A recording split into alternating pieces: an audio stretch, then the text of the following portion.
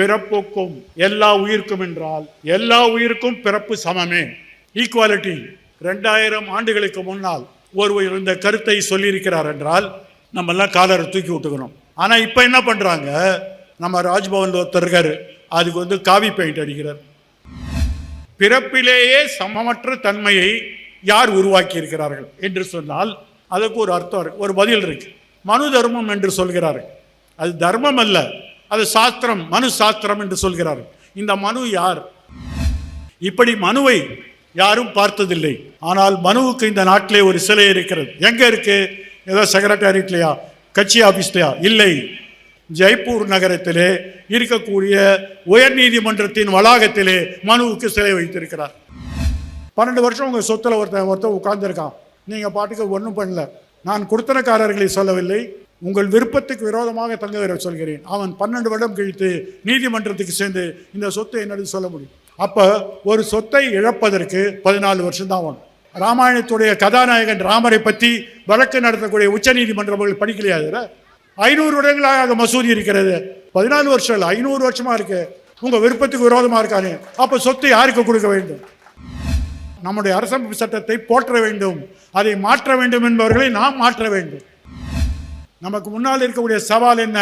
ஒரே கேள்வி, மனு நீதியா சமநீதியா? அனைவருக்கும் வணக்கம். பாவேந்தர் பாரதிதாசன் பாடிய பாட்டு, சங்கீத கலாநிதி சஞ்சய் சுப்பிரமணியம் இசையமைப்பித்து ஒரு சிறப்பான பாடல், நூலைப்படி என்று. உங்களுடைய யூடியூப்பிலே சஞ்சய் சுப்பிரமணியம் மூலைப்படி என்று போட்டால் நீங்கள் பார்க்கலாம். அந்த பாட்டை படிக்க வேண்டும், அந்த பாட்டை கேட்க வேண்டும், அந்த பாட்டை பார்க்க வேண்டும். அந்த பாட்டில் பின்பகுதியில் பாவேந்தர் அவர்கள் சொல்கிறார்கள், கால்படி முக்காப்படி அதெல்லாம் சரியில்லை, முழுசா படி என்று சொல்கிறார்கள். ஒரு அளவை படி என்ற வார்த்தையை தொடர்ந்து பயன்படுத்தி நம்முடைய மண்டையில் படி என்று சொல்கிறார். இந்த புத்தக கண்காட்சி ஆரம்பத்தில் கண்காட்சி என்று தான் ஆரம்பித்தார்கள். வரக்கூடிய மக்கள் எல்லாரும் புத்தகத்தை பார்த்துவிட்டு போய்விட்டார்கள். பிறகுதான் அதை திருவிழா என்று சொன்னார்கள்.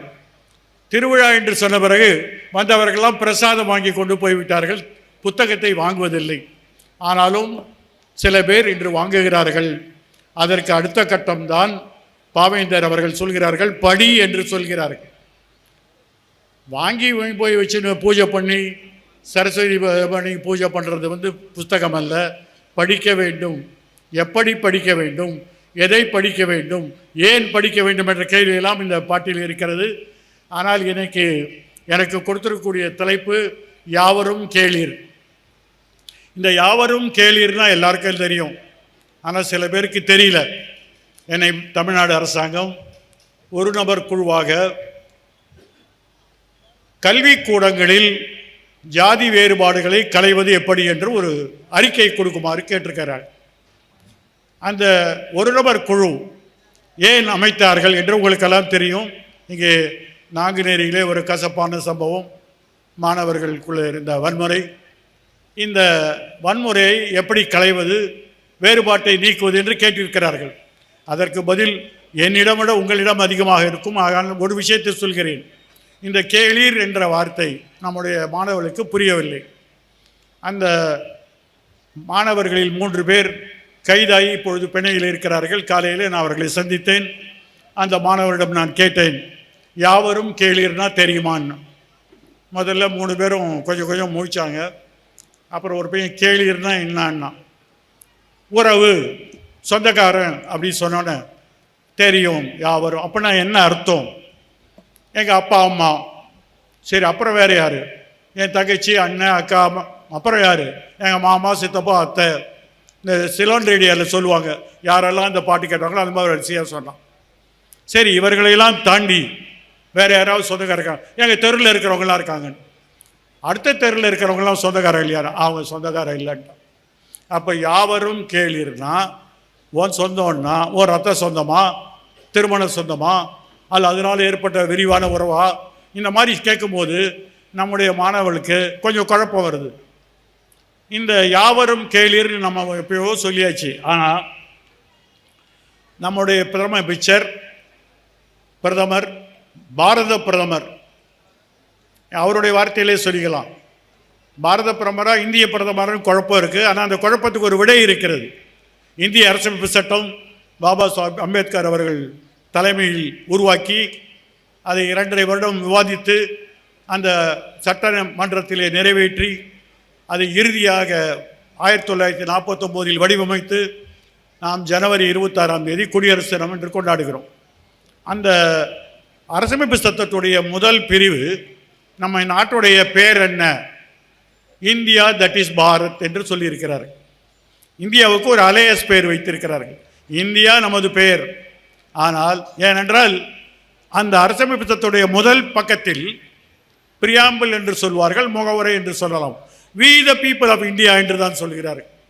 அப்போ அந்த அரசமைப்பு சட்டம் நிறைவேற்ற போது நம்ம இந்தியா என்று தான் அழைத்தார்கள், நம்மளை இந்தியன் என்று தான் அழைத்தார்கள். ஆனால் இந்தியா தட் இஸ் பாரத் என்றால் கொஞ்சம் செல்ல பேர்களை கூட்டுங்க.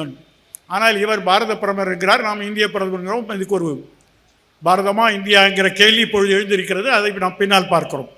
அவர் எல்லா கூட்டத்திலும் ஒரு முக்கியமான விஷயம் சொல்கிறார், வசுதேவ குடும்பகம். நமக்கு புரியல, வடமொழி நமக்கு தெரியாது. வசுதேவ குடும்பகம் என்ன என்றார், அடிக்கடி சொல்கிறார் வசுதேவ குடும்பகம். ஆனால் இதையெல்லாம் அவர் சொல்வதற்கு முன்னால் தமிழிலே கணியன் பூங்கண்டனார் சொல்லியிருக்கிறார், யாதும் ஊரே யாவரும் கேளீர். அதில் தான் அந்த வார்த்தை சொல்லி, யாதும் ஊரே யாவரும் கேளீர். உலகமே குடும்பம்தான், எல்லாருமே சொந்தக்காரன்தான். அப்படி சொன்ன பிறகு இதை நாம் தமிழர்கள் புரிந்து கொள்ள வேண்டும். நம்மை விட அதிகமாக நம்முடைய இளைஞர்கள், மாணவர்கள் தமிழ் மரபு, தமிழ் கலாச்சாரம், தமிழ் அறிவு என்று நாம் பாகுபாடுபடுத்தினால் யாதும் ஊரே யாவரும் கேளீர். இப்போ ஒரு திருவள்ளுவர் அதே கருத்தை இன்னும் சிறப்பாக சொல்லியிருக்கிறார்கள். பிறப்புக்கும் எல்லா உயிர்க்கும் சிறப்பொவ்வா செய்தொழில் வேற்றுமையான். அப்படின்னு என்ன அர்த்தம்? திருக்குறளுக்கு ஒன்றும் பெரிய உரை எழுத வேண்டாம், சரியாக படித்தா போதும். ஆனால் நம்ம பிரதமர் படிக்கும்போது தடுமாறுறாரு. அதுவும் அவருக்கு பிறப்போக்கும்னு சொல்ல வரல, பரவாயில்ல, வேற ஒரு மொழிக்காரர் தமிழை புரிந்து வேண்டாம். ஆனால் நாம் தமிழனாக இந்த குறளை புரிந்து கொண்டால் உலகத்தை ஆள முடியும். ஏனென்றால் நம்மை நாமே சுருக்கி கொள்ளவில்லை. நாங்கள் திருநெல்வேலி, நாங்கள் தூத்துக்குடி அப்படின்னு இல்லை, அதையெல்லாம் விராண்டு பிறப்போக்கும் எல்லா உயிர்க்கும் என்றால் எல்லா உயிருக்கும் பிறப்பு சமமே, ஈக்குவாலிட்டி, எல்லாம் பிறந்தவெல்லாம் சமம் என்று சொல்லும் பொழுது 2000 ஆண்டுகளுக்கு முன்னால் ஒருவர் இந்த கருத்தை சொல்லியிருக்கிறார் என்றால் நம்மெல்லாம் காலரை தூக்கி விட்டுக்கணும். ஆனால் இப்போ என்ன பண்ணுறாங்க, நம்ம ராஜ்பவன் ஒருத்தர் இருக்கார், அதுக்கு காவி பெயிண்ட் அடிக்கிறார். உண்மையான காவி கலர் திருவள்ளுவருக்கு அளித்தால் இந்த மாதிரி பாடி இருக்கவே மாட்டார். அவர் இந்த மாதிரி ஒரு குறுகிய எல்லைக்குள் வரவில்லை. பிறப்புக்கும் எல்லா உயிருக்கும், எல்லா உயிரும் சமங்கிறார். இது 2000 வருஷத்துக்கு முன்னாடி சொல்றதுக்கு ஒரு ஞானியாக இருக்க வேண்டும். இந்தியாவிலே பல இலக்கியங்கள், பல நூல்கள் இருக்கின்றன. இப்படிப்பட்ட ஒரு கருத்தை மக்களுக்கு புரியும் விதமாக சொல்லக்கூடிய பாட்டுகள் எதுவும் கிடையாது. அதை தான் அவர் வசுதேவ குடும்பம் சொல்றாரு. ஆனால் பிறப்பிலேயே சமமற்ற தன்மையை யார் உருவாக்கினார்கள்? பிறப்பில் சமம் என்று இவர் குறள் சொல்கிறார்கள். அவருக்கு காவி கலர் அடிக்கலாம், சேப்பு கலர் அடிக்கலாம், நீல கலர் அடிக்கலாம், அது இல்லை. அந்த வர்ணங்களை எல்லாம் தாண்டி அவர் பொதுவான மறையை உருவாக்கி இருக்கிறார். அதைத்தான் நாம் திருக்குறள் என்று பெருமையாக சொல்லுகிறோம். ஆனால் இன்றைக்கு பிறப்பிலேயே சமமற்ற தன்மையை யார் உருவாக்கி இருக்கிறார்கள் என்று சொன்னால் அதுக்கு ஒரு அர்த்தம் இருக்கு, ஒரு பதில் இருக்கு. மனு தர்மம் என்று சொல்கிறார்கள். அது தர்மம் அல்ல, அது சாஸ்திரம், மனு சாஸ்திரம் என்று சொல்கிறார்கள். இந்த மனு யார்? யாருக்காவது தெரியுமானா சொல்லுங்க. ஒரு மனு தான் இருக்கிறாரா, இல்லை அதே பேரில் நிறைய அலையஸ் இருக்காங்களா? ஒருத்தர் தான் மனு சாஸ்திரத்தை எழுதினாரா, பல பேர் எழுதியிருக்கிறார்களா என்ற கேள்வி இன்றைக்கும் இருக்கிறது. ஒருத்தர் நல்லா கவிதை எழுதினா அதுக்கு பின்னாடி இவங்க ரீசைட்டு நானும் தான் அதில் இருக்கேன், இடைச்செருகல் என்று சொல்வார்கள். அப்படி மனு சாஸ்திரம் என்று சொல்லக்கூடிய, மனுஸ்மிருதி என்று வடமொழியில் சொல்லக்கூடிய அந்த வடமொழி அந்த சாஸ்திரத்தில் பல்வேறு காலகட்டத்தில் தங்களுக்கு விரும்பியதெல்லாம் நுழைத்து இதுதான் மனு என்று சொல்லிவிட்டார்கள். அதைத்தான் தர்மம் என்று சொல்லுகிறார்கள். நாம் தர்மம் என்ற வார்த்தையை ஏற்றுக்கொள்ள வேண்டாம். மனு சொன்னதெல்லாம் மனுவுடைய மனுவாதி என்று சொல்லலாம், மனுவை ஆதரிப்பவர்கள். ஆனால் இந்த மனு சாஸ்திரம் என்ன சொல்கிறது என்று தெரிந்து கொள்ள வேண்டும். இப்போ நம்ம ஊரில் ஒரு பெரிய விவாதம், நம்முடைய அமைச்சர் உதயநிதி அவர்கள் மக்கள் முற்போக்கு எழுத்தாளர் சங்க கூட்டத்திலே சனாதன ஒழிப்பு மாநாட்டிலே பேசும்போது, ஜாதிக்கு வேர் இந்த சனாதனம், அதை நாங்கள் வேறறுப்போம் என்று சொல்லிவிட்டார். அது அவருடைய கருத்து. அதை அவர் நியாயப்படுத்துகிறார். நான் அதை வாபஸ் வாங்க மாட்டேன் என்று அவர் மேல் வழக்குகள் போடுகிறார். அந்த உத்தரப்பிரதேச மாநிலத்தில் ஒருத்தர் சொல்லியிருக்காரு, இவருடைய தலையை சீவி வந்தால் 10 கோடி கொடுப்பேன். நமக்கெல்லாம் கொதிக்குது, இப்படி சொல்லிட்டானேன். ஆனால் அவர் இன்னும் அழட்டிக்கவே இல்லை. எதுக்குங்க 10 கோடி, 2 ரூபா கொடுங்க, என்ன பண்ணுவீங்க? ஒரு சீப்பு வாங்கி செய்விக்கிறேன், என் தலையை சீவறதுக்கு 2 ரூபா போதுங்கிறார். அவர் அதை விளையாட்டுத்தனமாக சொன்னாலும் நாம் அதோடைய ஆழத்தில் செல்ல வேண்டும். அப்படித்தான் மனு என்று என்னால் புரிந்து கொள்ள வேண்டும். அது சனாதனத்துடைய ஒரு விளக்கமாக இருப்பது. சனாதனம் என்றால் என்ன, மனு என்றால் என்ன, அதற்குத்தான் யாவரும் கேளீர் என்ற தலைப்பிலே ஆரம்பித்திருக்கிறோம். நாம் பிறப்புக்கும் எல்லா உயிருக்கும் என்று சொல்லும்பொழுது, எல்லா உயிரும் பிறப்பில் சமமல்ல என்று சொல்கிறார். அதை தர்மம் என்று சொல்கிறார்கள், அதை சனாதனம் என்று சொல்கிறார்கள். நாம் ஏற்றுக்கொள்கிறோமா என்ற கேள்வி. அது இன்னும் தமிழ்நாட்டில் மாத்திரம் அப்படி சொல்கிறாங்க, நாங்கள்லாம் அப்படிலாம் நம்பலை சனாதனம்னா. அப்போ சனாதனம் என்பதற்கு பல்வேறு விளக்கத்தை பல பேர் சொல்கிறார்கள். ஆனால் புரிந்து கொள்ளாமலே சொல்பவர்கள் தான் அதிகம். பொறுத்தட்டு கேட்குறோம், சனாதனம் என்று சொன்னால் என்னால் அதை விளக்க முடியாது, எது இல்லை என்று சொல்கிறேன். வடமொழியிலே ஒரு விதமான பாடம் இருக்கிறது. நான் இது இல்லை இல்லை என்று சொல்வேன், அது எது என்று சொல்ல மாட்டேன். இல்லை என்று சொல்ல தெரியும். I can tell the negative, not the positive. அப்படித்தான் சனாதனத்தை எல்லாரும் சொல்கிறார்கள். அது இல்லை, இது இல்லை, அப்படி அதில் சொல்லலை, அப்படி சொல்கிறார்கள். ஆனால் உண்மையில் உங்களுக்கெல்லாம் தெரிந்திருக்கும், அன்னை பெசன்ட் அம்மையார் எவ்வளோ பேருக்கு தெரிஞ்சிருக்கு தெரியாது. மெட்ராஸில் ஐசோஸில் போனால் அவங்க சிலை இருக்குது. அடையாறில் போனால் பிரம்மஞான சங்கம் என்று அவர்கள் துவக்கி வைத்த ஒரு சம்பவம் இருக்கிறது. அவர்கள் 1910 இங்கே வருகிறார்கள், சென்னையிலே இருக்கிறார்கள். அவர்கள் அயர்லாந்து நாட்டிலே இருந்து வருகிறார்கள். அயர்லாந்துக்கும் இங்கிலாந்துக்கும் எப்பயுமே ஆவாது. அயர்லாந்து ஒரு புரட்சி வீரர்களை உருவாக்கிய மாநிலம். அவர்கள் எப்பொழுதும் இங்கிலாந்துடன் சேர்ந்து வாழ விரும்பியதில்லை. இங்கிலாந்து அரசியை அவர்கள் அரசியாக ஏற்றுக்கொள்ளவில்லை. பல புரட்சியாளர்களை உருவியது. அப்படிப்பட்ட ஒரு புரட்சியாளர் தான் அன்னி பெசன்ட் அம்மையார். அவர்கள் இங்கே வருவதற்கு முன்னால் இங்கிலாந்து நாட்டிலே பல்வேறு போராட்டங்களை நடத்தியவர். அதுக்கெல்லாம் நான் போல, உங்களுக்கு வாய்ப்பு இருந்தால் அன்னி பெசன்ட் அம்மையாருடைய வரலாற்றை படியுங்கள். அவர்கள் அங்கே சிறைப்படுத்த காரணம்லாம் இருக்கிறது. ஏனென்றால் அது ஒரு பெரிய பிரச்சனை, இன்னொரு மீட்டிங் போடணும்.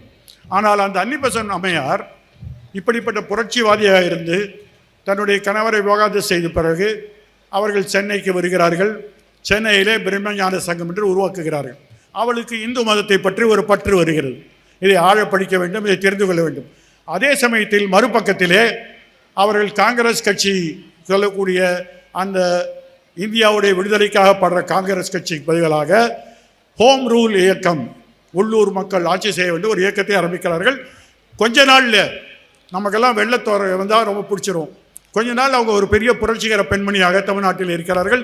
இந்தியா முழுவதும் அவர்கள் பரப்புகிறார்கள். ஏனென்றால் ஒரு இளைஞி, ஒரு யுவதி புரட்சியை பற்றி, அதுவும் பிரிட்டிஷ்காரனுக்கு எதிராக பிரிட்டன் வாழக்கூடிய நாட்டிலே அதை எதிர்த்து பேசக்கூடிய பார்க்கும்போது நம்ம மக்கள்லாம் கூட்டமாக போகிறாங்க.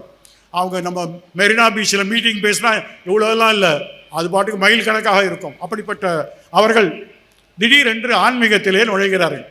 ஆன்மீகத்திலே நுழைந்து இந்து மதத்துடைய சனாதனம் இதெல்லாம் பற்றி அவர்கள் எழுதுகிறார்கள், புத்தகம் வெளியிடுகிறார்கள்.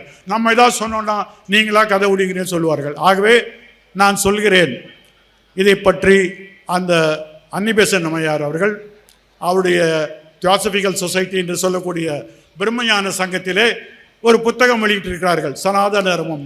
அது மட்டும் அவர்கள் செய்யவில்லை. இந்தியா முழுவதும் பணம் திரட்டி வாரணாசி என்று சொல்லக்கூடிய பனாரஸ் என்று ஆங்கிலத்திலே சொல்லக்கூடிய வாரணாசியில் ஒரு கல்லூரி ஆரம்பிக்கிறார்கள். அந்த கல்லூரி தான் பனாரஸ் இந்து யூனிவர்சிட்டி என்று சொல்லக்கூடிய பனாரஸ் இந்து பல்கலைக்கழகமாக உருவாகி இன்றைக்கும் இருக்கிறது. அதுக்கு ஏன் இந்து பல்கலைக்கழகம் என்று வைத்தார்கள் என்றால், நாங்கள் ஆங்கில மிலேச்சேரியிலிருந்து போராடுகிறோம், இந்து மக்களை திரட்டுவோம். ஆகவே இந்து பல்கலைக்கழகம், கல்லூரி எல்லாம் ஆரம்பிக்கிறார்கள். அதுக்கு பணம் திரட்டி அந்த கல்லூரிக்காக இப்படிப்பட்ட வடமொழியில் இருக்கக்கூடிய விஷயம் எல்லாம் ஆங்கிலத்தில் எழுதுகிறார்கள். வடமொழி நிறைய பேருக்கு தெரியாது, இன்றைக்கும் நிறைய பேருக்கு தெரியாது. ஆனாலும் அது இந்தியாவோட ஒரு மொழி. அதுக்கு ஒன்றிய அரசு கோடிக்கணக்கான ரூபாய்களை செலவழிக்கிறார்கள். அதை பற்றி நம்ம கவலைப்படலை. ஆனால் தமிழ் மொழிக்கு 5 பைசா கொடுக்க மாட்டாங்க. அந்த மொழியில் அவர்கள் படித்து ஆங்கிலத்திலே எழுதுகிறார்கள். அது ஒரு புத்தகமாக இருக்கிறது. இன்றைக்கி நேற்றியில் 1913 வெளியிட்டப்பட்ட சனாதன தர்மம் என்ற அந்த புத்தகத்தில் அவர்கள் எழுதுகிறார்கள். என்ன எழுதுகிறாங்கன்னா, முக்கியமாக சனாதன தர்மம் என்றால் 4 ஜாதிகளுடைய தர்மம். அந்த புத்தகத்தில் 7வது பக்கத்தில் 7வது பிரிவில் 7வது பகுதியில் 4 வர்ணங்கள் இருக்கிறன. வர்ணம்னா என்ன கலர்? நான் என் வர்ணம்னு கேட்டால் நீல கலர்னு சொல்லுவேன். இன்னொருத்தர் என்ன கலர்? சேப்பு கலர் சொல்லிக்கலாம். ஆனால் வர்ணம் என்றால் அது அல்ல. 4 ஜாதிகள், 4 வர்ணங்கள். பிராமணர், வைசியர், சத்திரியர், சூத்திரர். அப்போ தலித் மக்கள் வருவாங்களா? வராது. ஏனால் இந்த 4 வர்ணங்கள் தான் இந்தியாவுடைய சனாதனம். அதைத்தான் சவர்ணா என்று சொல்கிறார்கள். இந்த வர்ணத்தில் வராத ஒரு ஜாதி இருக்கிறது என்றால் அவர்ணா என்று சொல்லக்கூடிய பட்டியலின மக்கள். இன்றைக்கு தான் பட்டியலினம் சொல்கிறோம், அன்றைக்கு நம்ம தலித் என்று சொல்லலாம்.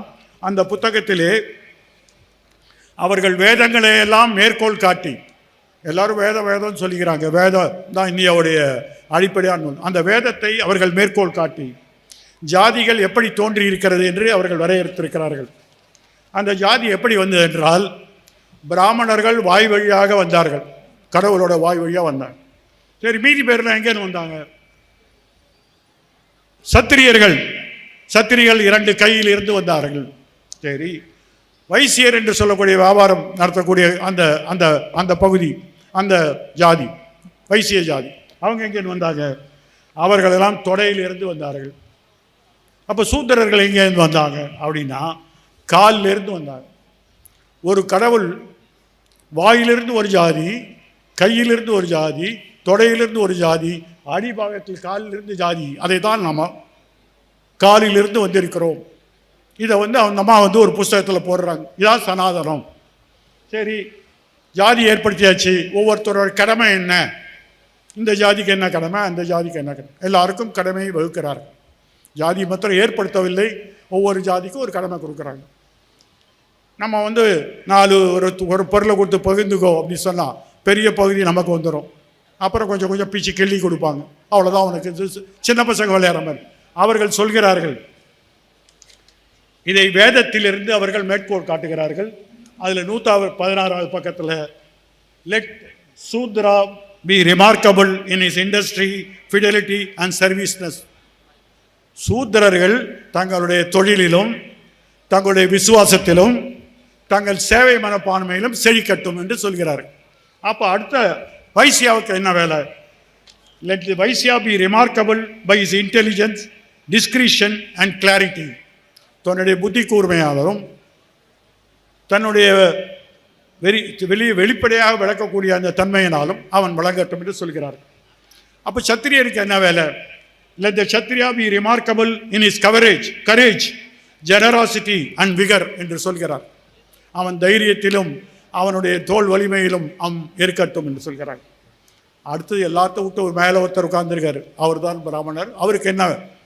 நீங்கள் எல்லாம் எல்லா வேலையும் செஞ்சீங்கன்னா நான் மேலே உட்காந்துக்கிறேன். அவர்கள் சொல்கிறார்கள், let the Brahmanas be remarkable for his patience, purity, learning, truthfulness and self-sacrifice. அவர்கள் உண்மைக்கும் கல்வி கற்பதற்கும் அவருடைய சொந்த தியாகத்திற்கும் இருப்போம் என்று சொல்கிறார். அப்போ எல்லாருக்கும் பிரித்து கொடுத்தாச்சு.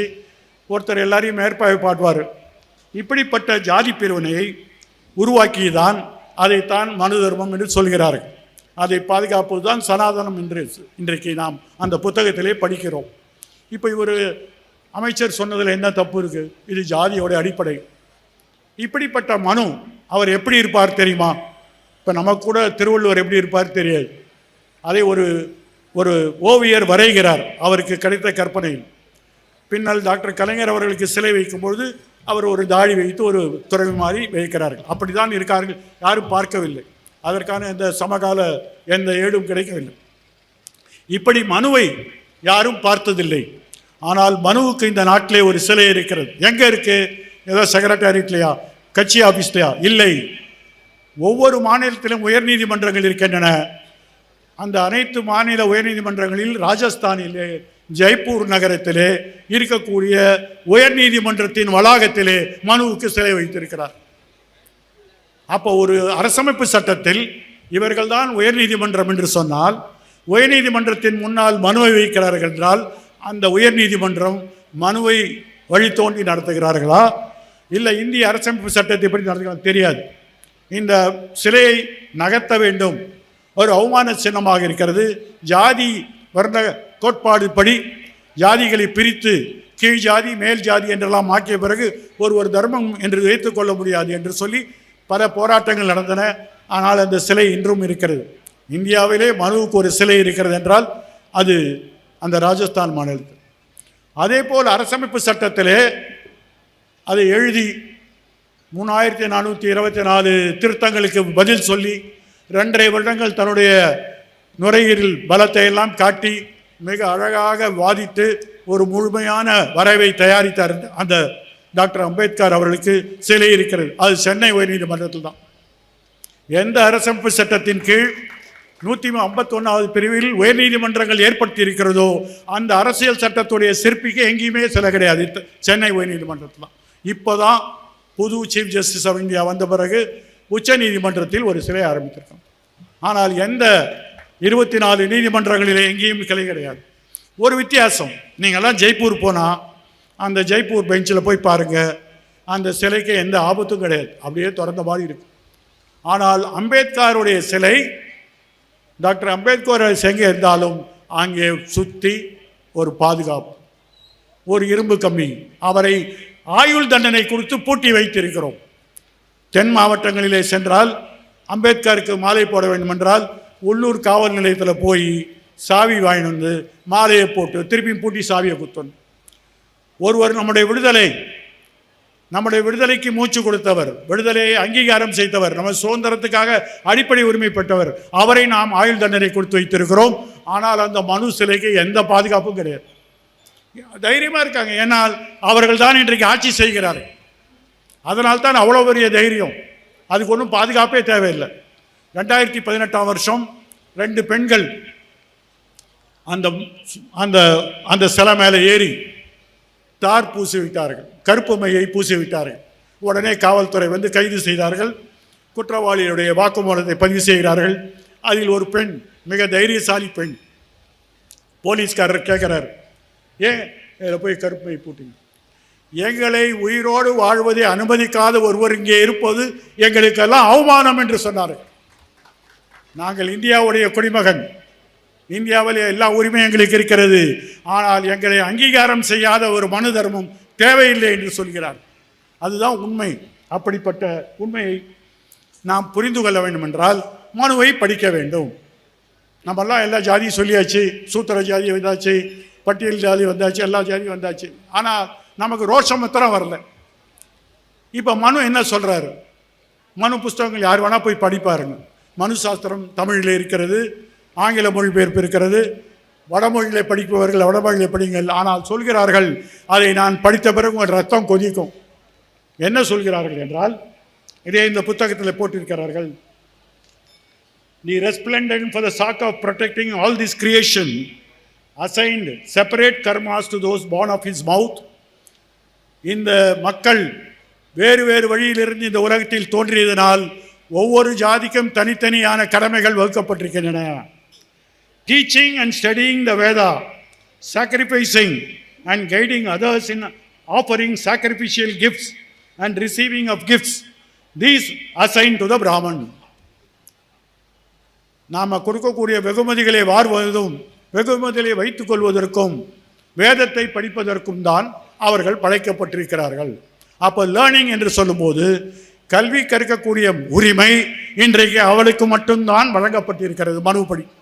மீதி பேர் காலில் நீங்கள் வேதம் நான் படிக்கிறேன்னா காலில் ஈய வச்சு ஊத்து. மனு சொல்கிறார், ஒருவர் அந்த ஜாதிக்கு விரோதமாக வேதத்தை கற்க முற்பட்டால் அவனுடைய காதிலும், அவன் கேட்க முற்பட்டால் காதிலும், சொல்ல முற்பட்டால் வாயில ஈயத்தை காய்ச்சி விட்டு என்று சொல்கிறார். நான் சொல்லவில்லை, தண்டனை இருக்கிறது. உங்களுடைய ஜாதி தர்மத்தை மீறினால் அதற்கு தண்டனை இருக்கிறது. அதைத்தான் அவர்கள் சொல்கிறார்கள். அப்போ சத்திரியருக்கு என்ன? The protection of the people, gift, sacrificing and study of the Vedas, non attachment amid objects of the senses, he prescribe the Kshatriya. பாதுகாப்பது, இந்த நாட்டை பாதுகாக்கக்கூடிய போர் வீரர்கள், சத்திரியர்களுக்கு தான் அந்த வழங்கப்பட்டிருக்கு. உங்களுக்கெல்லாம் பல பேருக்கு தெரியாது. ஒரே ஒரு விஷயம் நான் இந்த சமயத்தில் சொல்கிறேன். அறிஞர் அண்ணா அவர்கள் ஆரம்ப காலகட்டத்தில் அவர்களும் நாடகம் எழுதி நாடகம் நடித்திருக்கிறார். நீங்கள் எவ்வளோ பேர் பார்த்துருப்பீங்கன்னு தெரியாது. அவரே நாடகத்தில் வரார். அவர் நாடகம், முக்கியமான நாடகம், சிவாஜி கண்ட இந்து சாம்ராஜ்யம் என்கிற சந்திரமோகன். நாடகத்தோட பேர் இவ்வளோ பெருசு இருக்கும். சிவாஜி கண்ட இந்து சாம்ராஜ்யம் என்கிற சந்திரமோகன். யார் அந்த சந்திரமோகன்? அடிக்கடி இந்த நாடகத்தில் வந்து கருத்து சொல்வார்கள். ஒரு கருத்து கந்தசாமி. அந்த சந்திரமோகன் வேஷத்தில் அண்ணா அவர்கள் நடிக்கிறார்கள். அந்த நாடகம் சிவாஜி எப்படி பேரரசராக தன்னை பட்டம் சூட்டிக் கொள்கிறார் என்பது நாடகத்தில் இருக்கிறது. சிவாஜி சத்திரிய குலத்தில் பிறக்கவில்லை, அவர் ஒரு சூத்திர குலத்தில் பிறக்கிறார். ஆனால் பேரரசராக வேண்டுமென்றால் சத்திரியராக வேண்டும். அவர் இருக்கக்கூடிய மராட்டிய மாநிலத்தில் இருக்கக்கூடிய சித்பவன பிராமணர்கள் அவருக்கு மந்திரம் சொல்ல மாட்டேன் என்று சொல்லிவிட்டார்கள். நீ உன்னுடைய குல தர்மப்படிதான் நடக்க வேண்டும், நீ வந்து சூத்திரதாயிரத்தால் ஆட்சி செய்ய முடியாது என்று சொல்லிவிட்டார்கள். அவருக்கு கவலை, நான் எல்லா நாட்டையும் நான் கைப்பற்றி நான் ஒரு பேரரசராக வேண்டுமென்றால் இந்த பிராமணர்கள் எனக்கு செய்ய மாட்டேறார்கள். அவர் தூது அனுப்புகிறார்கள்.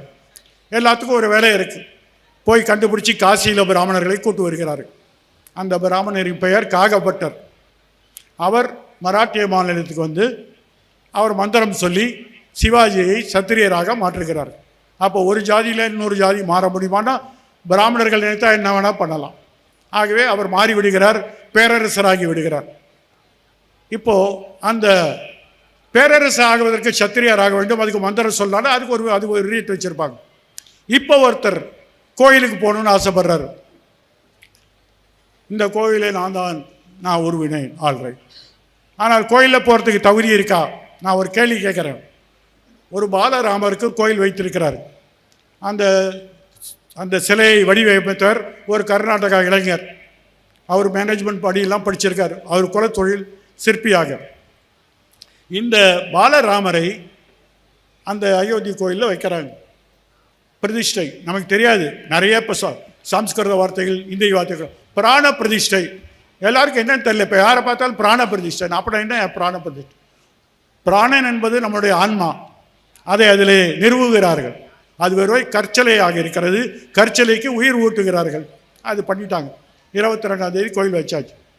அப்போ இந்த பூஜை செய்வதற்கு யார் வேண்டும் என்று கேட்கும்பொழுது சங்கராச்சாரியார்கள் சொல்கிறார்கள், இந்த பிரதமராக இருக்கலாம், ஆனால் அவர் அந்த கருவறைக்குள் நுழையக்கூடாது என்று சொல்கிறார். அப்போ அவர் தனக்கு ஒரு மந்திரம் சொல்கிறதுக்கு ஆள் வரும்னா போய் தேடுறாங்க. லென்ஸ் வச்சு தேடி பார்த்தா காகப்பட்டருடைய 15வது வாரிசை கண்டுபிடிக்கிறார்கள். அவர் தான் அங்கே பூஜை பண்ணி வைக்கிறார். அப்போ இவர் மாறிட்டார், அவர் பண்ணலாம். ஆனால் சங்கராச்சாரியார்கள் வரவில்லை. நான் இதை ஒரே ஒரு கேள்வி கேட்குறேன். இந்த சிலையை அருமையாக வடிவமைத்த அந்த சிற்பி, நான் ஒரே கேள்வி, 22 ஜனவரிக்கு பிறகு அவர் அதை தொட முடியுமா? அதுக்கு முன்னாடி அவர் இன்ச்சாக பார்த்து வடிவமைச்சு அழகான ஒரு சிலை, போட்டியிலே தேர்வெடுக்கப்பட்ட ஒரு சிலை.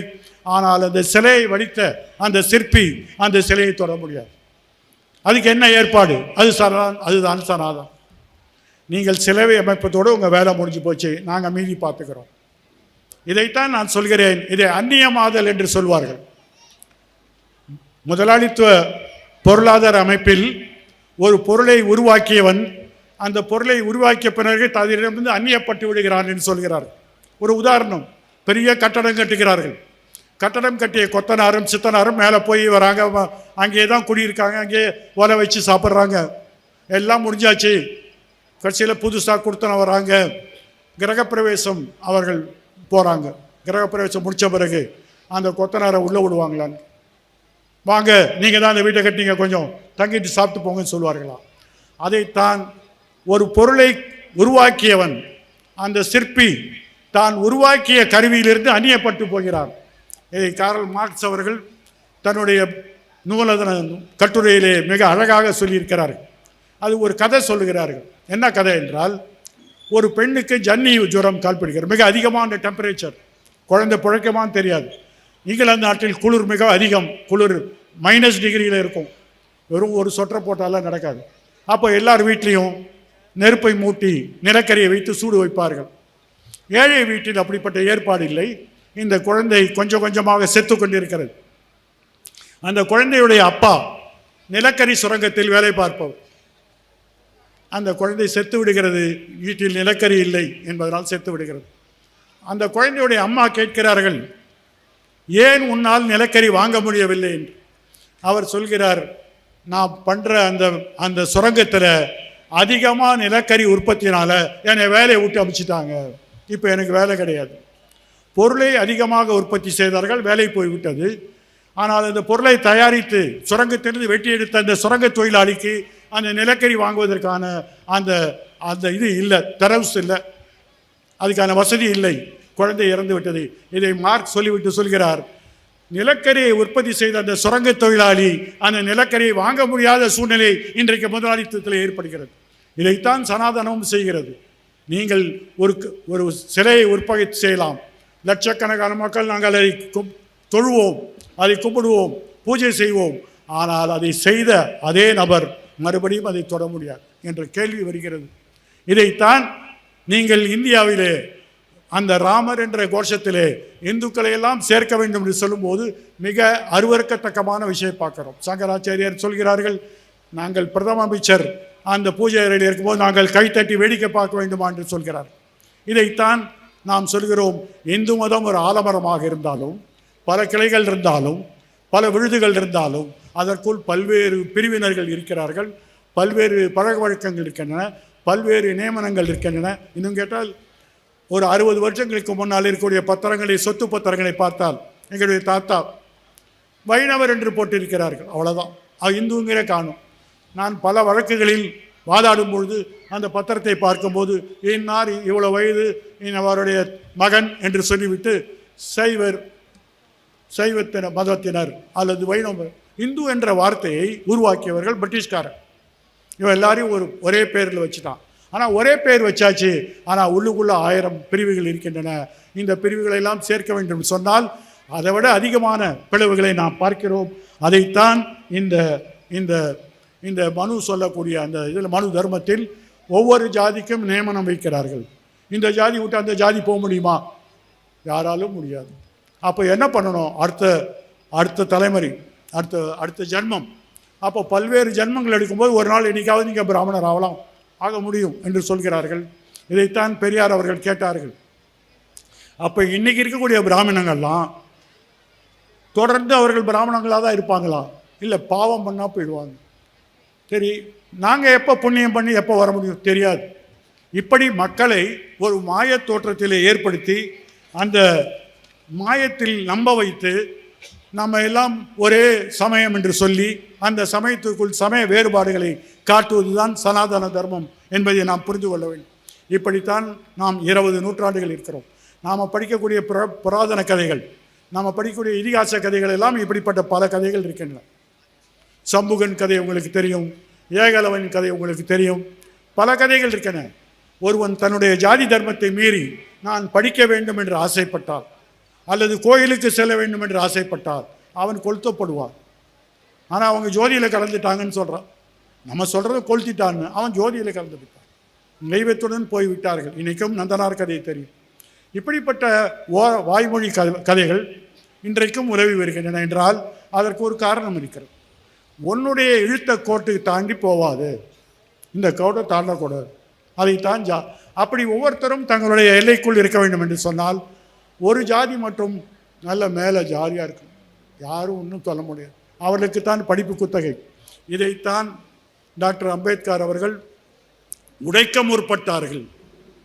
நாம் புரிந்து கொள்ள வேண்டும். இன்றைக்கு அம்பேத்கர் என்று நான் சொல்லும்பொழுது பெருமையாக பேச வேண்டும். அது ஏதோ ஒரு ஜாதிக்கு ஏற்பட்ட தலைவர் அல்ல. அதையெல்லாம் மீறி இந்தியாவை தீர்க்கதரிசியாக, இந்தியாவில் இருக்கிற மக்களை ஒன்றாக்கக்கூடிய, இன்றைக்கி 140 கோடி மக்கள் இருக்கிறோம் என்றால் இந்த மக்களை சேர்க்கக்கூடிய ஒரு பிரச்சனையை அவர் உருவாக்குகிறார்கள்.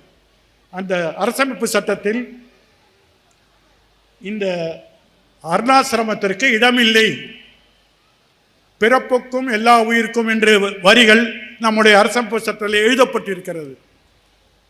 நாம் 2000 வருடங்களுக்கு பிறனால் 1950ஆம் வருடம் மட்டுமே நாம் மனிதர்களாக மதிக்கப்பட்டோம். நாம் சொல்லக்கூடிய யாவரும் கேளீர் என்று சொன்னால் அந்த யாவரும் கேளீருக்கான ஆதாரம், அதற்கான உரிமை, அதை அடிப்படை உரிமையாக இன்றைக்கு வழங்கப்பட்டிருக்கிறால் அது டாக்டர் அம்பேத்கர் அவருடைய ஏற்பாடு என்பதை புரிந்து. அந்த நீங்கள்லாம் அரசமைப்பு சட்டம்னாலே வக்கீலுக்கு தான், அப்படி இல்லை, யார் வேணால் படிக்கலாம், தமிழிலும் இருக்கிறது. அரசமைப்பு சட்டத்தில் அப்படி என்ன சொல்லியிருக்கிறார்கள் என்று பார்த்தால் 17வது பிரிவிலே தீண்டாமை ஒழிக்கப்படுகிறது. அதற்கு முன் வரை தீண்டாமை கடைபிடித்தார்கள். தீண்டாமை கடைபிடிக்கப்பட்டது. இங்கே மாத்திரம் எல்லா ஊர்லேயும் 1930ஆம் வருஷம் மகாத்மா காந்தி அவர்கள் அம்பேத்கருடன் ஒரு ஒப்பந்தம் ஏற்படுத்துகிறார்கள். அம்பேத்கர் அவர்கள் தனித்தொகுதி கேட்கிறார்கள். காந்தி அவர்கள் தனித்தொகுதி அல்ல, தனித்தொகுதி கொடுக்கிறோம், ஆனால் இரட்டை வாக்குமுறை கொடுக்க முடியாதுன்னு சொல்கிறார்கள். ஒரு ஒப்பந்தம் ஏற்படுது. காந்தி சாகும் வரை உண்ணாவிரதம் இருக்கிறார், அவர் செத்து விடுவார் என்ற முறையில் அம்பேத்கர் அவர்கள் நிர்பந்திக்கப்பட்டு ஏற்றுக்கொள்கிறார்கள்.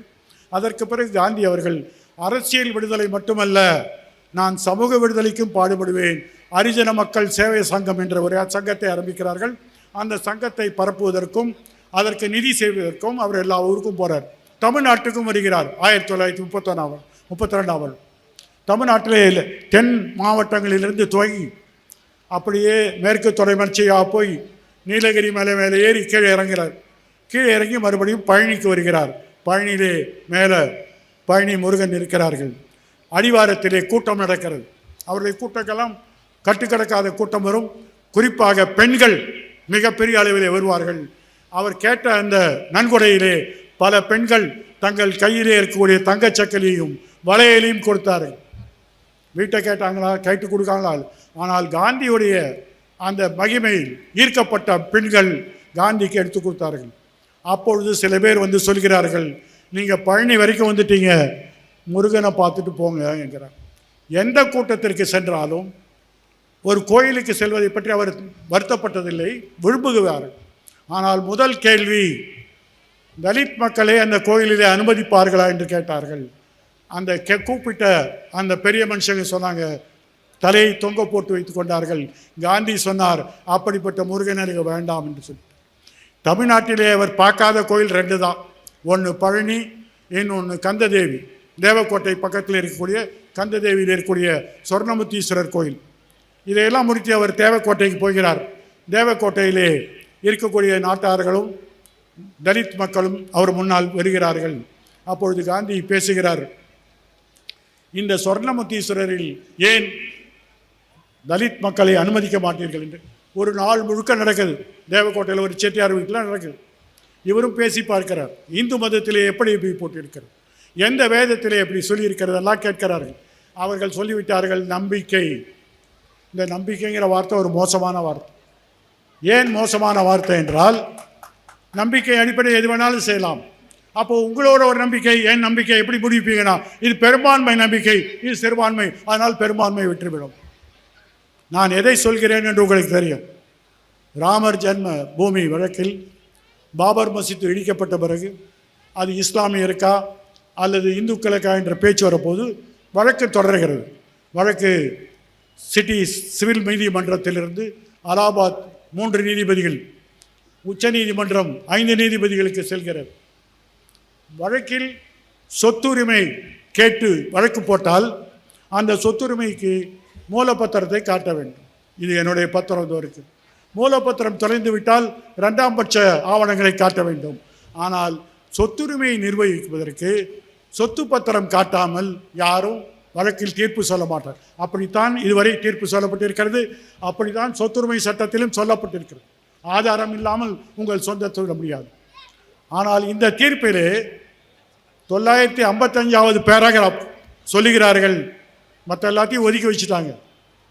500 வருடங்களாக இந்துக்கள் அங்கே வழிபட்டதற்கான ஆதாரங்களை அவர்கள் கொடுத்திருக்கிறார்கள். வாய்மொழி மூலமாக அவருடைய நம்பிக்கையை நிரூபித்திருக்கிறார்கள். ஆகவே பெரும்பான்மை மக்கள் நம்பிக்கையின் அடிப்படையில் அந்த சொத்தை கொடுக்குறது. அப்படி பார்த்தா நம்ம சொத்தை நாளைக்கு யார் வேணா போகிறோம். எங்கள் தாத்தா இங்கே தான் இருந்தால் உங்கள் வீட்டு வாசல் என்ன விடுவீங்களா? அவர்கள் சொல்லியிருக்கிறார்கள். இதைத்தான் தலைமை நீதிபதி சொல்கிறார்கள். The majority will have it, the minority will be heard. பெரும்பான்மையிற்கு கொடுத்து விடுவோம், சிறுபான்மையினை கேட்போம், உங்கள் காதில் வாங்கிப்போம், அவ்வளோதான். இன்றைக்கு அந்த கோயிலோடு நிறுத்திவிடவில்லை, எல்லா கோயிலுக்கும் சேர்த்து இப்போ அடுத்தடுத்த கோயில்கள் இப்பொழுது பிரச்சனையில் வருகிறது. அதையெல்லாம் நம்ம வேடிக்கை பார்க்க போகிறோம். ஆனால் ஒரு விஷயம் நான் சொல்ல விரும்புகிறேன். இந்த ராமாயணத்தை ஒவ்வொரு ஊரில் ஒரு ராமாயணம் இருக்குது. தமிழ்நாட்டுக்கு கம்ப ராமாயணம், வால்மீகி ராமாயணம் வந்து ரொம்ப வருஷம் கழிச்சு தான் கம்ப ராமாயணம். கம்பன் மொழி திறமையானவர், மொழி வார்த்தை ஜாலங்கள் செய்யக்கூடியவர். கம்பன் தமிழுக்கு ஏற்ற மாதிரி ராமாயணத்தை அமைக்கிறார்கள். வால்மீகி ராமாயணத்தை இல்லாத விஷயங்கள் இருக்கிறது, இருக்கக்கூடிய விஷயங்கள் இல்லாமலும் இருக்கிறது. ஆனாலும் படிப்பதில் தவறில்லை. அதிலே ஒரு பக்கத்திலே கைகேயி என்று சொல்லக்கூடிய ராமனுடைய சிற்றன்னை, சின்னம்மா, சித்தி என்று சொல்லுங்கள், அவர்கள் தன்னுடைய கணவரிடம் 2 வரம் வாங்குகிறார்கள். கல்யாணத்தின் போது அவர் கேட்கறதெல்லாம் கொடுத்துட்டாரு.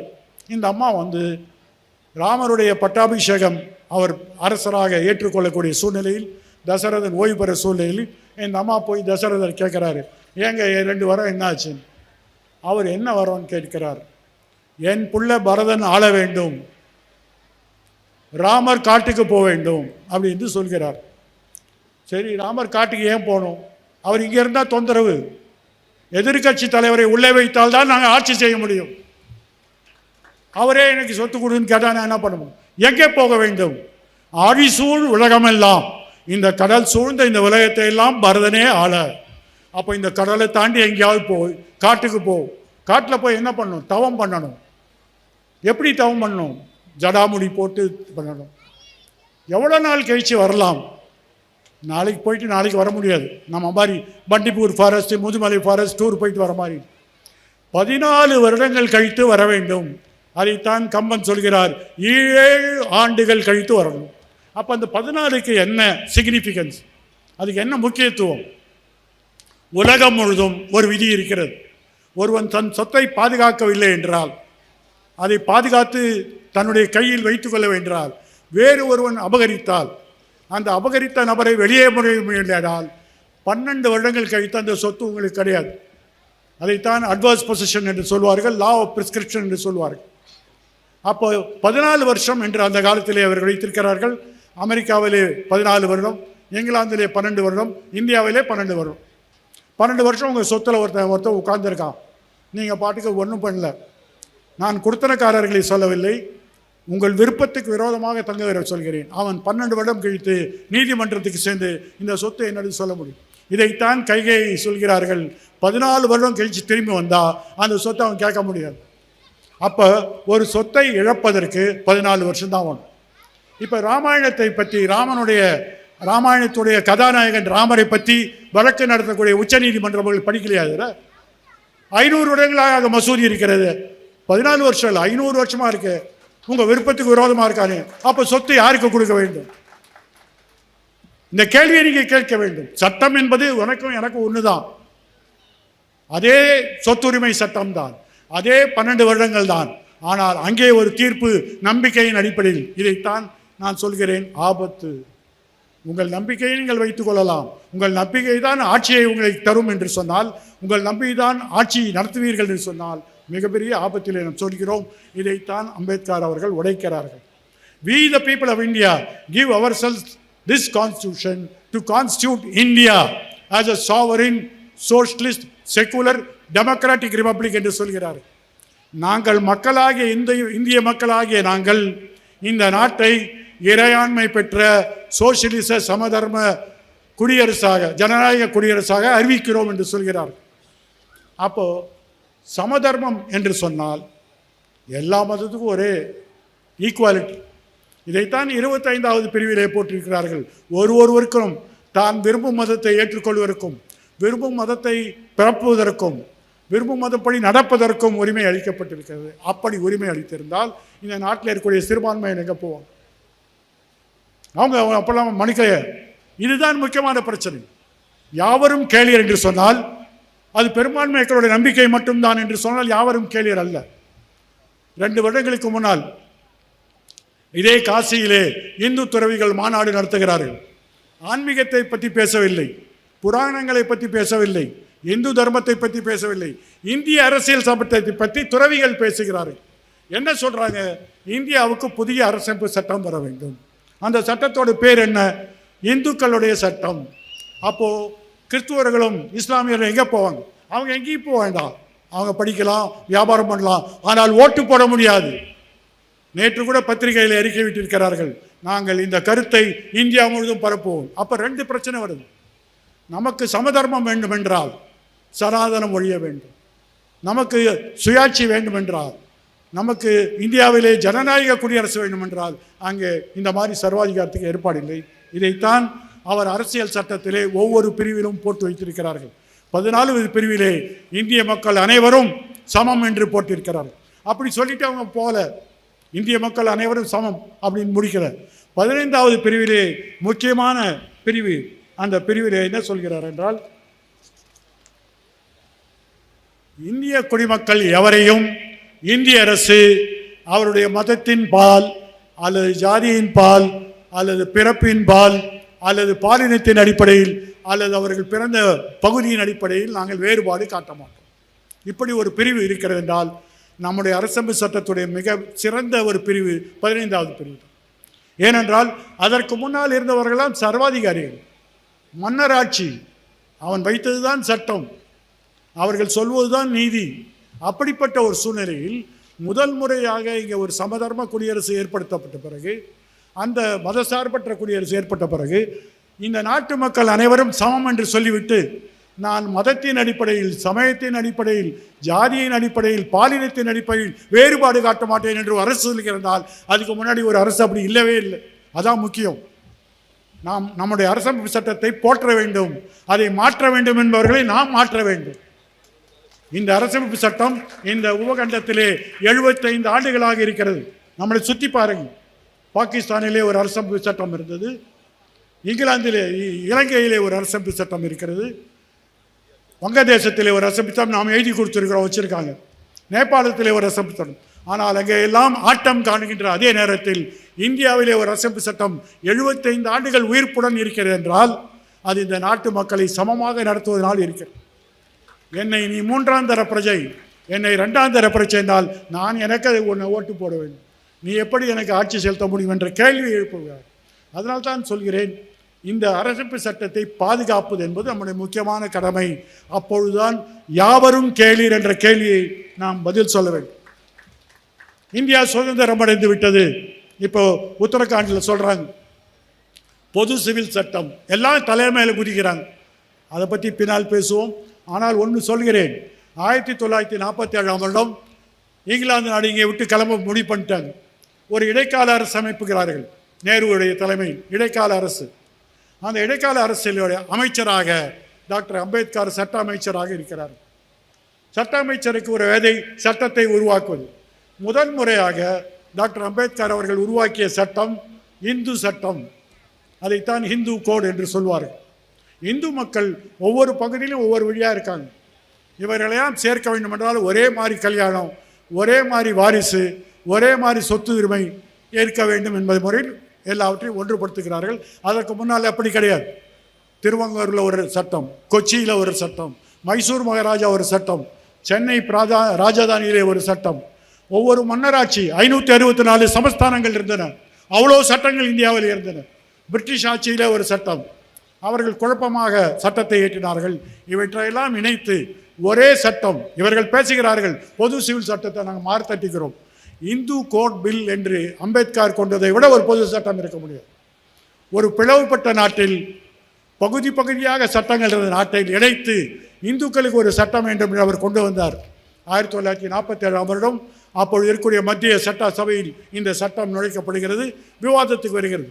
அன்றைக்கு இருந்த காங்கிரஸ் கட்சியிலே பழமைவாதிகள் இருந்தார்கள்.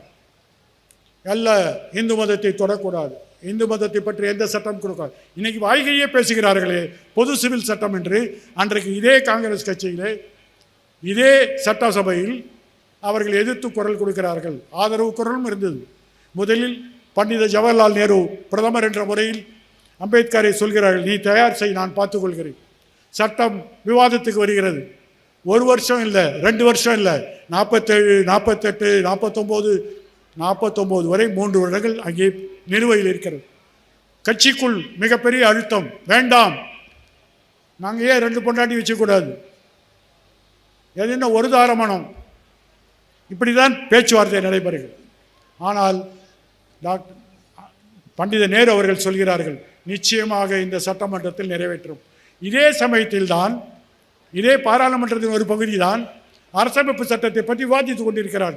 அரசமைப்பு சட்டம் தீர்மானம் நிறைவேறி 26/11/1950 நிறைவேறிவிட்டது. எல்லாருக்கும் தெரியும், அரசமைப்பு சட்டம் வந்தால் புதிய தேர்தல் வரும், புதிய தேர்தல் தான் புதிய நாடாளுமன்றம் வரும், அப்போ இந்த சட்டம் செத்துவிடும். அம்பேத்கர் தினசரி நச்சரிக்கிறார்கள் பிரதமர் நேருவை. பிரதமர் நேரு கூட்டத்தில் எல்லாம் சொல்கிறார்கள், நான் நிச்சயமாக கொண்டு வந்துடுறேன், நிச்சயமாக கொண்டு வரேன். ஆனால் வரவில்லை. அந்த இந்து சட்டம் செத்து விட்டது, அந்த மசோதா தோத்து விட்டது. 1949 வரை தோத்து விட்டது. அப்பொழுது டாக்டர் அம்பேத்கர் அவர்கள் தன்னுடைய பதவியை ராஜினாமா செய்ய வேண்டும் என்று முடிவு செய்கிறார். ஏனென்றால் இந்த நாட்டிற்கு என்னுடைய மூளை தேவையில்லை, அவர்களே பார்த்து கொள்ளட்டும் என்று சொல்கிறார். ஒரு கட்டத்தில் டாக்டர் அம்பேத்கர்கள் ரொம்ப வேடிக்கையாக சொல்வார்கள், இந்த ராமாயணத்தை எழுதியவர் ஒரு கொள்ளைக்காரர், ஒரு ஒரு பிற்படுத்த பகுதியை சேர்ந்தவர். இந்த மகாபாரத்தை எழுதிய வியாசர் ஒரு பட்டியலினத்தை சேர்ந்தவர். ஆனால் இந்தியாவில் அரசமைப்பு சட்டம் எழுதுவதற்கு ஒரு பட்டியலினத்தை சேர்ந்தவர்கள் தான் கூப்பிட்டார்கள், வேறு யாருமே இல்லை என்று சொன்னார். அந்த அந்த அந்த சிறப்பை நாம் புரிந்து கொள்ள வேண்டும். எவ்வளோ பேர் இருந்திருக்கலாம், ஏன் விரும்புகிறார்? அது ஒரு கடினமான காரியம், அதற்கு சிந்தனை தேவை. அப்போது சொல்கிறார், இந்து சட்டத்தை கொன்றது பிறகு நான் இந்த அமைச்சரவையில் இல்லை, ஆனால் ஒன்று சொல்கிறேன், கடைசி வரை நான் போராடுவேன், ஒருமைப்படுத்தப்பட்ட ஒரு சட்டத்தை கொண்டு வருவேன், இந்த பிரிவினை எல்லாம் மாற்றுவேன் என்று அவர் ரொம்ப வருத்தப்பட்டு சொல்கிறார்கள். அப்போ இந்த நேருவுடைய இந்த இந்த மூணு உறுதிமொழியை பற்றி அம்பேத்கர் வருஷப்பட்டு சொல்கிறார்கள். This was after the Prime Minister announced the dropping of the bill. Who could not believe these pronouncements of the Prime Minister? இந்த மசோதா இறந்த பிறகு பிரதமர் சொல்கிறார்கள், யார் அவர் சொன்னதை நம்பாமல் இருந்திருப்பார்கள்? If I did not think there could be difference between promise and performance, உறுதிமொழிக்கும் நடைமுறைக்கும் வித்தியாசம் இல்லை என்று நம்புவார்கள். The fault is certainly not mine. என்னுடைய குற்றம் அல்ல. உறுதிமொழியும் நடைமுறையும் வேறு விதமாக அவர்கள் பார்த்தார்கள், நான் அப்படி பார்க்கவில்லை. ஆகவே அந்த மசோதா இறந்து போனதுக்கு நான் காரணம் அல்ல. My exit from the cabinet may not be a matter for much concern. நான் இந்த அமைச்சரை விட்டு வெளியே போனால் யாரும் கவலைப்பட போறதில்லை. ஆனால் I must true to be myself, I can be only going out சொல்கிறார். நான் உண்மையாக நினைத்தால் நான் போக வேண்டும் என்று சொல்கிறார். கடைசியில் அவர் வேற ஒரு டைட்டில் போகிறார், அதை பின்னால் நாம் பார்ப்போம். இந்த பொருளை பொறுத்தவரை அம்பேத்கர் தனது உறுதிமொழிப்படி இந்து சட்டத்தை கொண்டு வர முயற்சி செய்து தோல்வியுற்றார்கள் 4 வருட போராட்டத்திற்கு பிறகு. ஆனால் அரசமைப்பு சட்டத்தில் தன்னால் முடிந்தவரை சமத்துவத்திற்கும் சமமான அணுகுமுறைக்கும் பாலின வேற்றுமை, சமய வேற்றுமை, ஜாதி வேற்றுமைகள்லாம் கிடையாது என்றும் தீண்டாமை ஒழிக்க வேண்டும் என்றெல்லாம் பிரிவை கொண்டு வந்து விட்டார். இது ஒரு அரசமைப்பு சட்டம், ஒரு அற்புதமான அரசமைப்பு சட்டம். மற்ற நாட்டில் பார்க்குறோம், வங்கதேசத்தில் ஒரு சுப்ரீம் கோர்ட் அங்கேயும் இருக்குது. அந்த சுப்ரீம் கோர்ட்டோட ஜட்ஜி ஒரு இந்து. அவர் என்ன பண்ணுறாருன்னா ஒரு தீர்ப்பு கொடுக்குறார். தீர்ப்பை கொடுத்தவரை வீட்டுக்கு போக முடியல, அவருக்கு இராணுவம் மிரட்டுகிறார்கள். ராத்திரியா ஒரு பிளேன் பிடிச்சி ஆஸ்திரேலியாவில் போகிறார். ஆஸ்திரேலியாக்காரன் என்ன பண்ணுறான், எல்லாரையும் உள்ளே ஈஸியாக விட மாட்டான். ஆயிரக்கணக்கான நூற்றுக்கணக்கான ஈழத்தமிழர்கள் எல்லாம் ஆஸ்திரேலியாவை சுற்றி இருக்கக்கூடிய அந்த தீவுகளில் இருக்கிறார்கள். ஆஸ்திரேலிய அரசு அவர்களை உள்ளே விடாமல் வைத்திருக்கிறார்கள். ஆனால் இந்த நீதிபதிக்கு சொன்னார்கள், 1 வாரம் தங்கிட்டு போய்கோன், அதுக்கு மேலே விட தயாராக. இப்போ அவர் கனடா நாட்டிலே அகதியாக இருக்கிறார். ஒரு நாட்டுடைய உச்ச நீதிமன்ற நீதிபதி ஒரு தீர்ப்பை வழங்கிய பிறகு அந்த நாட்டில் இருக்க முடியலன்னு அது என்ன அரசியல் சட்டம்? பாகிஸ்தான் தலைமை நீதிபதி சஜத் அலி ஷா அவர் புக் எழுதுறார், ஃப்ரம் த கிளாஸ் ஹவுஸ் என்று ஒரு புக் எழுதுறார். அந்த புக்கில் ஒரு சம்பவத்தை சொல்கிறார். ஒரு முக்கியமான தீர்ப்பு, இராணுவ ஆட்சியை பற்றி சொல்லக்கூடிய தீர்ப்பு உச்ச நீதிமன்றத்தில் வரப்போகிறது.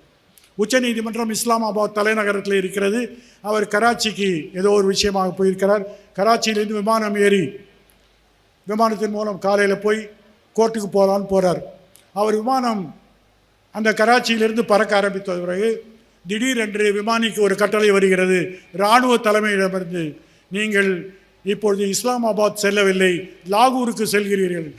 அவர் பறந்து வந்த விமானம் வேறு பக்கத்துக்கு அனுப்பப்படுகிறது. என்ன விமானத்தில் கோளாறா? ஒரு கோளாறு இல்லை. இராணுவம் அந்த தீர்ப்பு அன்னைக்கு வரக்கூடாது என்று முடிவு செய்து விட்டார்கள். தலைமை நீதிபதிகள் விமானத்தையே மாற்றுகிறார்கள் என்றால் அங்கே ஆட்சி யார் செய்கிறார்கள்? அப்படியெல்லாம் நம்ம நாட்டில் நடக்கலை. நம்ம இங்கே இருக்கிற ஈழத்தில் பார்க்கிறோம், சிங்களா தான் ஒரே மொழி, புத்த மதம் தான் அரச மதம் என்று சொல்கிறார்.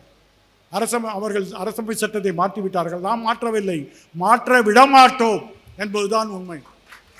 இந்திய அரசத்துடைய அரசமைப்பு கட்டமைப்பு உள்கட்டமைப்பு பேசிக் ஸ்ட்ரக்சர் என்று சொல்வார்கள், ஆதார கட்டமைப்பை மாற்ற முடியாது என்று கேசவானந்த பாரதி என்ற வழக்கிலே தீர்ப்பு வழங்கப்பட்டிருக்கிறது. 13 நீதிபதிகள் இந்த அரசமைப்பு சட்டத்துடைய அடிப்படையை மாற்ற முடியாது. அடிப்படை என்ன? ஜனநாயகம், குடியரசு, மத சார்பற்ற தன்மை, சோசியலிசம், இறையாண்மை, இவையெல்லாம் தான் அடிப்படை என்று சொல்லியிருக்கிறார். அப்போ இதை மாற்ற வேண்டும் என்று சொன்னால் அந்த தீர்ப்பை மாற்ற வேண்டும். அந்த தீர்ப்பை மாற்ற வேண்டும் என்றால் 13 நீதிபதிகளுக்கு மேலாக ஒரு பெஞ்சு வைக்கணும். அது எப்போ வைப்பாங்க தெரியும். ஆனால் அவர்கள் அப்படியெல்லாம் செய்ய தேவையில்லை. ஏனென்றால் அவர்கள் சட்டத்தை நம்பாதவர்கள். வேறு குழிபறி வேலையிலே வேறு சூழ்ச்சிகளை மாற்றுவார்கள். அதை மாற்ற விட வேண்டும் என்றால் அதுக்கு ஒரே ஒரு வழிதான் இருக்கிறது. அதுக்கு என்ன கேள்வி? நமக்கு முன்னால் இருக்கக்கூடிய சவால் என்ன? ஒரே கேள்வி, மனுநீதியா சமநீதியா? ஒரே கேள்வி. அதுக்கு விடை எப்போ? 2024 விடை தெரியும். உங்கள் கையில் அவர்கள் ஒரு இங்கு வைக்கும்போது உங்களுக்கு தெரியும் விடை சமநீதியா மனுநீதியா. முடிவு செய்து கொள்ளுங்கள். யாவரும் கேளீரா இல்லது சனாதனமா என்ற கேள்விக்கு நீங்களே பதில் கேட்டு நீங்களே சொல்லுங்கள். உங்கள் தலைவை யாரும் செய்ய முடியாது, உங்கள் விரலை யாரும் வெட்ட முடியாது என்று சொல்லி வாழ்த்து விடைபெறுகிறேன். வணக்கம்.